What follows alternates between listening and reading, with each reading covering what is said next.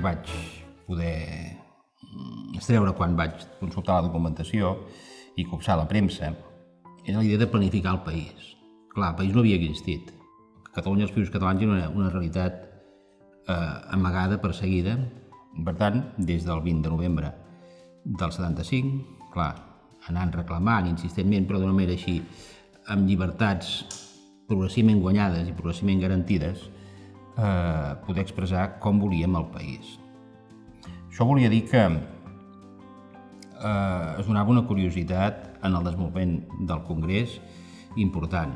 Per primer cop es barrejava, i no es tornarà a produir gaire més, ni gaire freqüentment, el que és el debat intel·lectual de pes, veient el conjunt del país i les necessitats del país amb la mobilització popular. O sigui, certament no era un congrés d'erudits, sinó que era un congrés d'erudits acompanyats d'activistes que sortien per primer cop al carrer i guanyaven al carrer.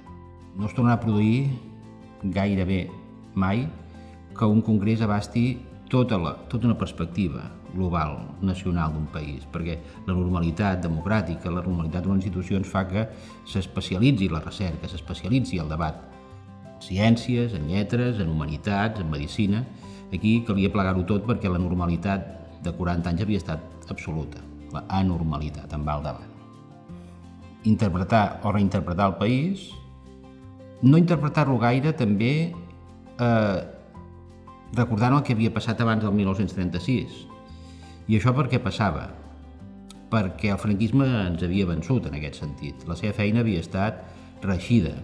La memòria col·lectiva, tot allò que havia estat la premsa catalana, l'associacionisme català, la ciència catalana, en el període de la Generalitat republicana, per motius diversos, per la feina eficient del franquisme d'esborrar la memòria col·lectiva, per la por nostra, també pels interessos dels partits de l'època, pels quals uns volien oblidar la guerra i uns altres volien oblidar, en certa manera, perquè no tocava, perquè no era progre, la modernitat republicana.